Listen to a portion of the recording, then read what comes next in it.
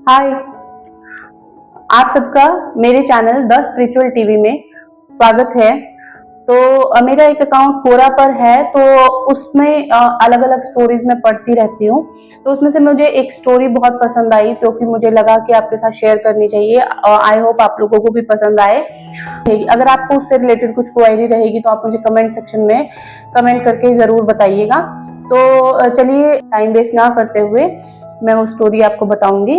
तो जो अभिमन्यु जी थे, सुभद्रा और अर्जुन के सुपुत्र थे, उनकी पत्नी का नाम उत्तरा था। तो वो एक बार झाड़ू लगा रही थी, तो अचानक से वहां पर द्रौपदी आई। तो द्रौपदी जी ने कहा, द्रौपदी जी ने उनके सिर पर हाथ रखते हुए बोला कि बेटा, अगर तुम्हें किसी भी चीज की या कोई दिक्कत हो तो कभी भी किसी इंसान के पास नहीं जाना, मदद के लिए किसी के पास भी नहीं जाना, सिर्फ भगवान को याद रखना और सिर्फ कृष्ण का नाम लेना। सिर्फ कृष्ण का नहीं, किसी भी भगवान का जो भी आप मानते हैं तो उनका नाम लेना। तो भगवान ही जो है कष्ट को दूर करेंगे। तो उत्तरा ने कहा कि आप ऐसा क्यों कह रही हैं?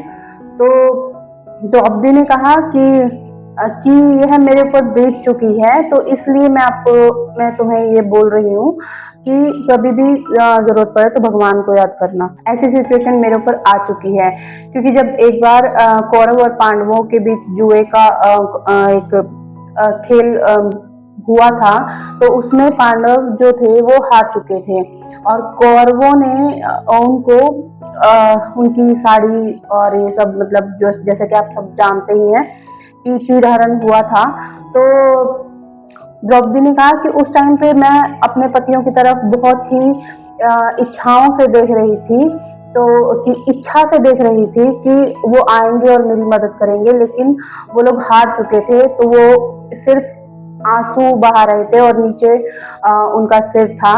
तो और जो वहां सभा में जितने भी लोग बैठे थे, तो जितने भी गुरुजन थे सब थे, तो वो लोग भी सब नीचे ही गर्दन करके बैठे थे।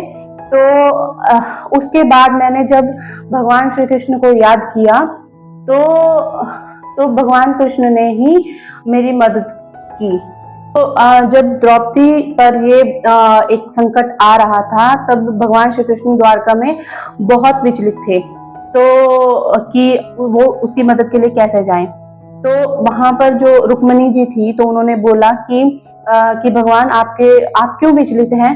तो उन्होंने कहा कि मेरा एक भक्त है, परम भक्त है, वो बहुत मुसीबत में है।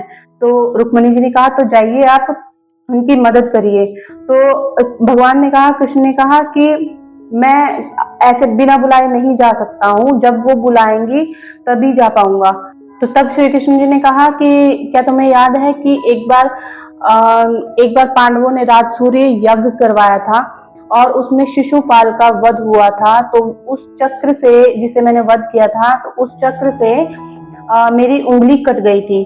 तो मेरी वहां तीनों पत्नियां थी, कोई वैद्य को बुलाने गई, कोई किसी को बुलाने गई, कोई किसी को, लेकिन उस वक्त द्रौपदी वहां थी जिसने अपनी साड़ी का पल्लू फाड़ कर मेरी उंगली पर लिपटा दी थी। तो तो मुझे उसका कर्ज उतारना है। तो रुक्मणी जी बोली, तो जाइए। तो बोले कि वो एक बार मुझे पुकारे और मैं जाने को तैयार हूँ।